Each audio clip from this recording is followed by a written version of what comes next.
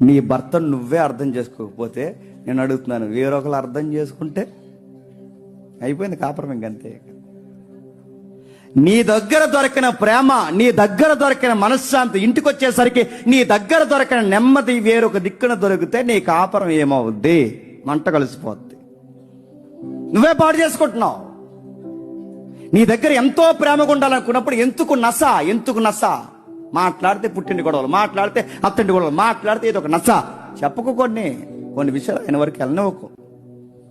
ఇంటికి వచ్చిన వెంటనే పలకరించడమో, ఇంటికి వచ్చిన వెంటనే మాట్లాడడమో, ఇంటికి వచ్చిన వెంటనే చక్కగా ఆప్యాయంగా పలకరించడమో, మీకోసం ఈరోజు ఒక ప్రత్యేకమైన ఐటెం తయారీ, ఏదో ఒక మంచి బ్యూటిఫుల్గా మాట్లాడే ఏదో ఒక స్టోరీ రెడీగా ఒకటి పెట్టుకో, తయారు చేసుకుని.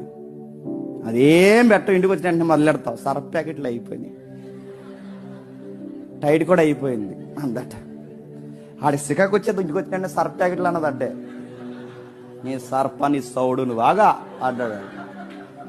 శాలరీ పడక నేను ఎడుతున్నా సర్ఫ్ ప్యాకెట్లు అంటావు నువ్వు అంటాడు.